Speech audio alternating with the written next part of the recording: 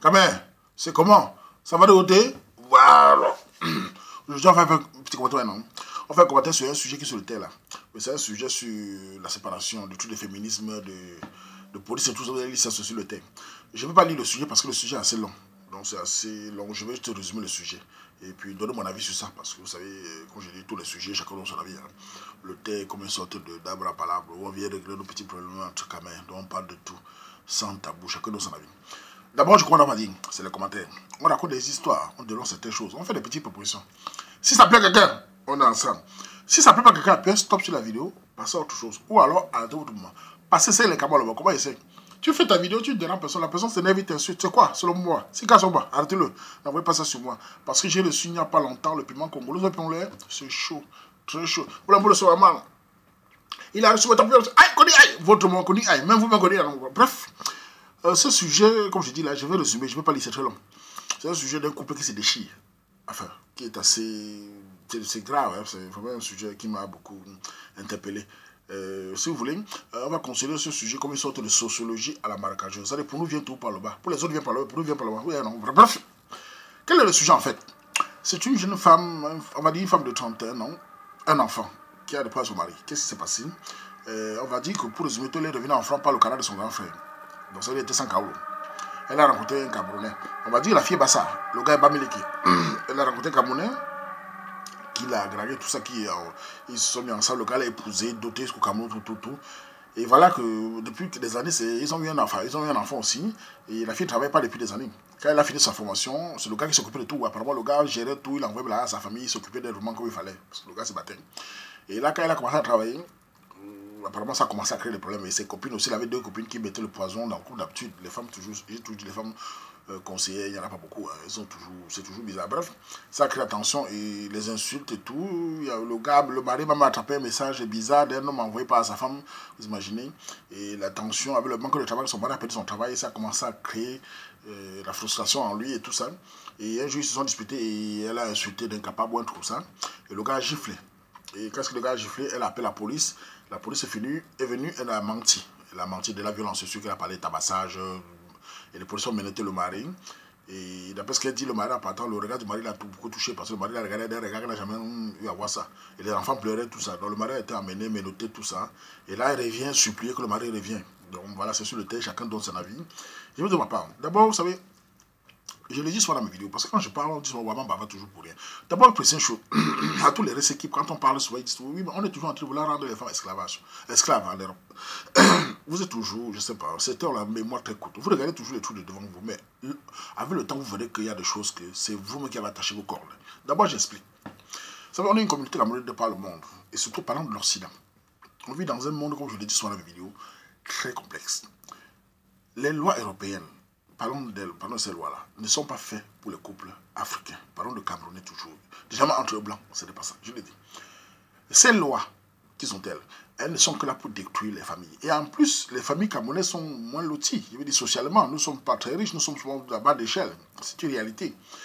Et quand on a encore ces lois, qui sont très fortes, qui sont toujours en train de monter la femme contre l'homme, ça détruit totalement. C'est pas pour rien que les couples camerounais ont beaucoup divorcé. On constate. Vous savez, ce que je dis, chacun peut faire son propre constat dans son entourage. Vous allez voir dans tous les pays européens ou au Canada, tout ça, vous verrez que beaucoup de Camerounais ont divorcé. Tout simplement. Et quand vous regardez les divorces, je ne dis pas qu'il n'y a pas des hommes qui ont tort. Bien sûr, il y en a des trompeurs, qui ont lancé. Non. Vous verrez dans les divorces, 80% viennent toujours de la femme, dans le sens qu'elle appelle la police. Je veux parler de la police et de ce que vous. Parce que beaucoup parlent trop de police. On va parler de ça. Et du fait que c'est toujours elle qui met l'homme dehors. Parce qu'on lui dit qu'il y a le social. On lui dit qu'il y a l'argent. Elle peut vivre sans l'homme. Et toujours, 2-3 mois après, j'ai toujours dit dans le milieu, ça cale au cou. Ça ne perd pas le temps. Dès que le mari part 2-3 mois après, c'est fini.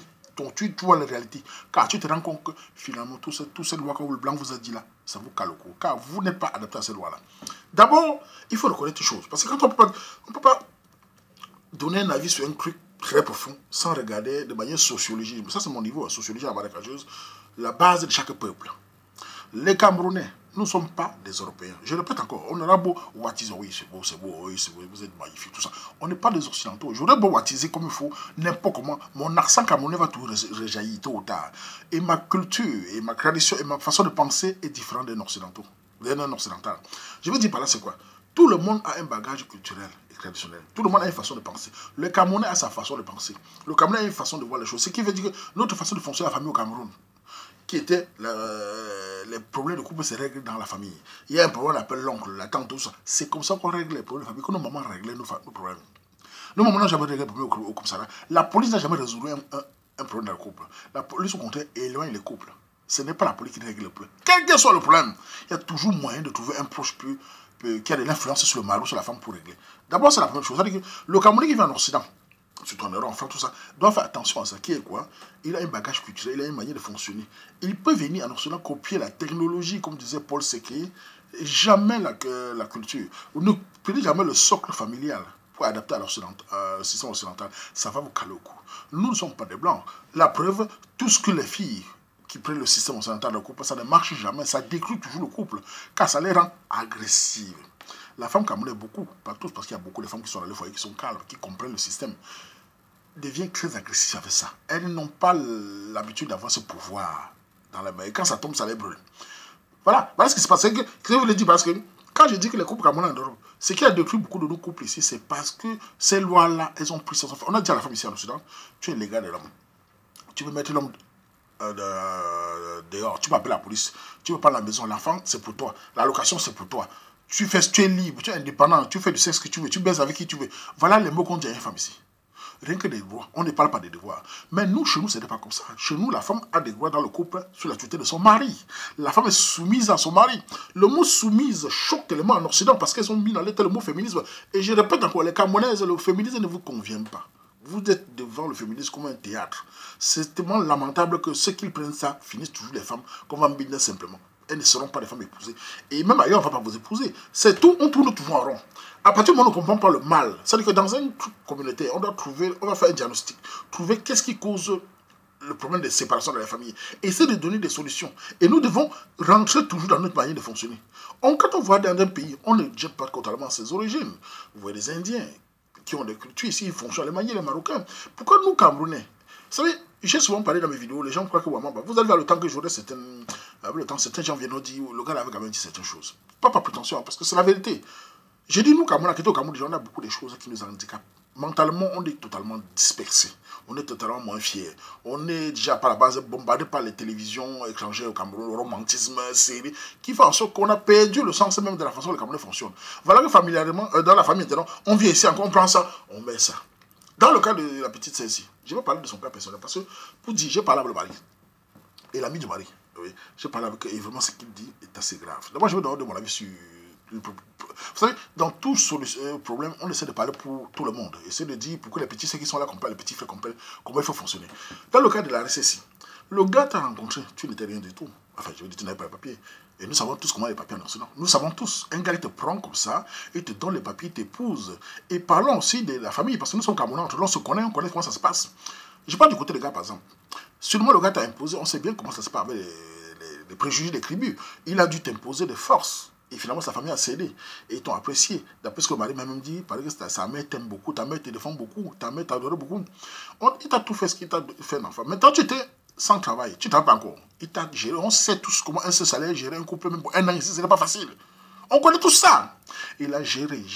Maintenant, au moment où toi, tu commences à travailler, c'est-à-dire que toi, avec ton travail, tu vas remplacer au mari si ça ne va pas. C'est ça le mariage, le meilleur et le pire. Tu as commencé à travailler, ça commence à te monter à la tête. Avec tes copines qui ont commencé. On va d'abord laisser les copines de côté. Ça commence à te donner le pouvoir. Qu'est-ce qui se passe? C'est-à-dire que le travail que le blanc nous a donné, qui est bien une bonne chose. Hein. Les femmes qui travaillent, c'est une bonne chose. Ça ramène de l'argent à la maison, on puisse faire des projets au Cameroun, tout ça, c'est ça. Au lieu que ça doit conseiller ton couple, tu as commencé à te sentir forte, femme forte, tu as le couille, c'est toi qui gères le couple, tu as commencé à manquer de respect. Et en ce moment, tu ne sais pas, quand un homme perd son travail, c'est très grave, car un homme qui est battant, pas les gigolos qu'on voit ici partout, un battant comme ça, comme ton homme, c'est un battant, c'est un homme très fort. Il se retrouve maintenant diminué, c'est ça qui peut travailler. C'est à ce moment que la femme va devenir 1000 fois plus douce, le rendre plus fort, lui dit mon chéri, vraiment batte, tu es mon mari, tu es mon... C'est en sorte que le gars dit, hey, je suis pas diminué devant ma femme. Tu as commencé à lui manquer de respect. Tu as commencé à sortir avec tes copines célibataires, divorcées. Déjà, quand on est marié, on doit essayer. Je ne dis pas que les filles célibataires sont affinants. Et d'avoir des copines qui ont compris le même problème que toi tu vis. Car c'est très compliqué parfois. Et les femmes sont souvent jalouses. C'est une divorcée déjà qui sait que sa vie est ratée. Elle n'a que la voiture et le maquillage pour monter ses gencives. Elle essaie de faire que toi tu vis les mêmes problèmes. Elle t'envie que tu es marié et doté. Pas un gars qui n'est pas de ta tribu. Ça, le gars t'aime tellement. Elle met tes trucs dans ta bas. Ils ont mis. Et te dit, les femmes sont dehors. Les hommes dehors, on connaît tous. Les hommes dehors, c'est quoi? Les hommes dehors, ils vont venir binda et partir. Qui va te doter? Celui qui te dote, qui t'épouse, c'est celui qui t'aime. On ne dote pas une femme pour le plaisir. Ça, c'est impossible. On peut tout faire fuir. Donc, elle tombe le machin dans la tête. Et ton travail, maintenant, tu as commencé à sortir, aller boire les verres avec un homme alors que tu es marié. Un homme qui est dans le couple, enfin bref, qui est dans l'ami, machin. Et il a ton numéro par comment? Bon, en mettant que c'est une copine qui a donné, il t'envoie les messages, ça là, c'est parce que tu as permis. Car si tu l'avais insulté au départ, lui dit, je vais me menacer, appeler mon mari, il n'aurait pas fait ça, parce qu'il a eu permis. Je ne sais pas si c'est un bina, mais je peux analyser cela en disant qu'une fille comme toi qui parle comme ça, tu as eu des intentions un peu. On va s'arrêter à ce niveau-là, on ne va pas essayer de creuser plus loin, pour ne pas, voilà, on va s'arrêter là. Tes intentions ne sont pas très bonnes, à ce niveau-là, même si après tu as reconnu. Déjà, le mari a vu le message, donc il s'est dit, ah, je te dis ce qui, je suis un homme, je pense pas à ce moment. Donc si elle fait ça, c'est parce que je n'ai plus mon travail. Je suis tellement humilié qu'elle soit avec d'autres hommes. Elle ne me respecte plus du tout. Voilà comment la tension monte. Le gars, il est frustré. Personne ne l'écoute. L'ami du mari, son ami d'enfance, vient te parler. Parce qu'il parle, il se confie à son ami. Vous savez, les amis sont très très importants. Quand on a un ami d'enfance ou un ami important, fais très attention. Il se confie. L'ami vient te dire par là, fais attention, il souffre. Tu t'en fous. Tu as l'argent, tu as le pouvoir. D'après toi, le blanc a dit en France que tu as le pouvoir. Tu t'en fous, tu balayes tout. Tu mets de côté. Voilà que c'est le tout maintenant. Coincé. Un jour maintenant, tu l'insultes. Et il te gifle. Je suis contre la violence. Mais la violence est un fait qui arrive. Les hommes de nature ont une violence en eux. Je te le dis, parce que les gens ne savent pas. Les hommes de nature, on est violent de nature. Maintenant, c'est chacun qui contrôle sa violence. Je veux dire par là, c'est que l'homme n'est pas comme une femme. Quand la femme est élevée, elle insulte seulement. Ce ne sera pas de violence. Parce que les mots sont plus... J'ai dit que les mots des femmes sont puissants. C'est comme un coup de poing de Mike Tyson. Mesdames, sachez que vos mots blessent plus que le coup de poing. Je préfère comme un gifle que de m'insulter. Déjà que tu insultes ton mari incapable. Sans compter les mots, je n'ai pas envie de citer ici parce que j'ai certains choses qu'on m'a dit, tout ça. Je ne suis pas là pour aggraver, je suis là pour donner un diagnostic et essayer de comprendre. Pourquoi certains gens comprennent aussi. Tu as dit des choses très graves. D'un homme qui t'a aimé, qui t'a épousé sans kaolo en bain. Il t'a tout donné, te fait un enfant. Tu l'as créé de tout. Il s'est fâché, t'as giflé. La gifle, c'est quoi? Il te gifle maintenant comme tu es tellement sûr de toi. Pourquoi n'appelles-tu pas ses parents au Cameroun? Nous savons tous que tous les hommes ont l'influence de sa famille. Tôt ou tard, il y a quelqu'un à côté. Tu dois appeler sa mère. Sa mère vieille. Et on dit que sa mère te supporte beaucoup. Tu appelles sa mère régler ça tout de suite. Et il paraît que sa mère même a l'influence beaucoup sur lui. Il me l'a dit. Tu l'as appelé sa mère. Tu l'as appelé son ami qui est ici avec toi. Tu appelles son ami règle ça. Son ami pense au téléphone. C'est comment mon frère? Ah, quand tu fais les choses, il va dire, gars, excuse-moi. Son ami, tu as laissé, tu as appelé la police. La police vient, tu mens, on le menotte devant toi. En ce moment-là, toi, la femme, tu regardes le mari, là, comment on le menotte? Eh non, quand même. Il n'est pas un tueur, il ne t'a pas rien fait. Comment peux-tu laisser, après la police arrive? Même si c'est rentré à la maison. Tu disais, non, je blaguais. Il est rentré dans la vie, non, pas le choix. J'ai assisté ici où une femme a appelé la police. La femme a appelé la télévision, elle a dit non, les policiers sont rentrés, ils n'ont rien fait. Mais tu as continué menti, on l'a menotté. Il t'a sorti un regard. Tu sais ce que veut dire ce regard? C'est un regard d'un homme qui se demande, c'est cette fille que j'ai épousée. C'est elle qui veut ma mort. Je ne savais pas que je pouvais tout faire de bien, elle me fait ce mal. Pourquoi me confiter dans la main des blancs? C'est blanc aussi, c'est blanc, on ne les connaît pas, les policiers peuvent être racistes, on finit avec lui. Pourquoi me confie-t-elle? Moi qui ai tout fait. Tu l'as pris, l'enfant s'est mis à pleurer, ça ça t'a réveillé. Donc s'il n'y a pas d'enfant, tu t'en foutais complètement. Et là, maintenant, tu l'as cherché partout. Voilà en quelque sorte le problème fatal dans votre couple. Le travail, l'indépendance financière, tout, t'as monté à la tête. Et tu n'es pas la seule, Russie. Les divorces sont partout, regardez-moi au Canada. C'est un génocide, mais au Canada, on a ce problème. Trop de lois divorcer les Camerounais partout. En Europe, en France. En Belgique aussi, il y avait ça. Qu'est-ce qui fait? Les couples Camerounais en Belgique se sont baissés. Comme j'avais expliqué dans mes vidéos. Le social a diminué. Il n'y a plus trop d'argent. Il n'y a plus trop de... Les lois commencent à... Les Blancs commencent à pas regarder les lois. Les Camerounais en Belgique, dans les couples, sont un peu plus calmes. Je ne dis pas qu'il n'y a pas de divorce, mais c'est un peu plus calme. Même les Européens commencent à se demander, mais pourquoi ces gens de divorce tout le temps? Ils ont commencé à ralentir. Quand la femme passe plein d'eau, on ne fait plus tout de suite. C'est encore dans certains pays là où on prend l'homme, on met dehors là. Donc, voilà, c'est le diagnostic. Et le peut être grave. Il paraît qu'au Cameroun, d'après ce que j'entends, les parents sont trop fâchés. Quand ils ne t'attendaient pas ça de ta part. Et il paraît manquer à la dot, d'après ce qu'on a dit, parce que le gars m'a expliqué, on t'avait toujours dit mal à la dot qu'il y a un problème, régler ça en famille. Et dans la dot au Cameroun, dans les familles au Cameroun, quand il y a un problème, la femme a un problème, elle part chez son mari. Elle n'est pas chez elle, elle part chez son mari se plaindre.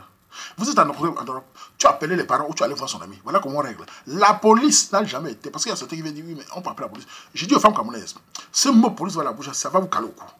Au Cameroun, vous ne parlez pas de police. Vous allez parler de police. La police n'a jamais été un truc qui règle. La police ne règle rien. La police ne fait pas peur aux gens. Sachez la police. Ici, on ne tape pas les gens. Moi, par exemple, si tu appelles la police, tu perds ton temps. Ils vont seulement mettre le casier. Ça va changer quoi? Je peux me dégager, rentrer au Cameroun. Que pour moi, je vais te mépriser toute ma vie. Mais si tu appelles mon ami, là, c'est mieux. La police ne règle rien. Vous dites souvent, oui, mais ils n'ont pas peur pour calmer. Pourquoi vous prenez vos polices ici? Il faut adopter un comportement qui va suivre 30, 40 ans. 50 ans jusqu'à la mort. On ne peut pas dire ici police, et quand on rentre au Cameroun, on oublie police. Pourquoi Cameroun, vous ne parlez pas de police? Vous venez parler de police en Europe. Voilà toujours ces choses qu'on met pour nous casser le moral. Et quand la police arrive, il ne veut rien savoir, il met l'homme dehors. Il ne veut pas savoir qu'est-ce qui s'est passé. Qui a menti? Rien. Appelle tout la police, ça va faire. Voilà ce qui s'est passé. Donc, l'ami est tellement fâché à cause de quoi? Il t'a conseillé, d'après ce qu'il m'a dit, il t'a tellement conseillé, il paraît que, voilà, tu ne voulais rien écouter, tu insultais tout le monde. Voilà, même ton propre frère du village, il n'est pas d'accord du tout. Il n'est pas d'accord, tu fasses à son ami d'enfance qui a tout fait pour toi. Et ils me disent que son ami a trop lutté pour t'imposer dans la famille. On sait tous comment ça se passe au Cameroun entre nous.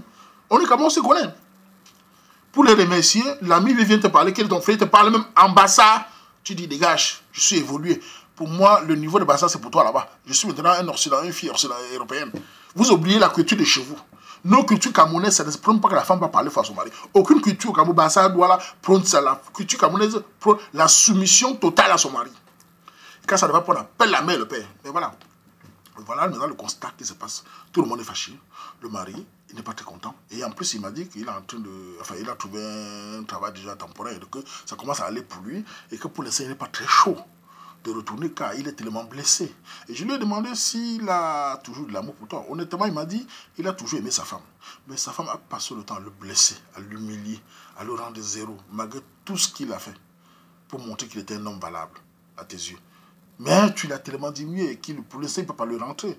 Et vous savez aussi que, ça c'est mon conseil personnel, beaucoup de cas qui de leur, quand il emploie sa femme, c'est autour d'une semaine, 2 semaines, ça se calme. Quand on fait 2 mois, 1 mois, 2 mois dehors, c'est très mal parti. C'est très mal parti.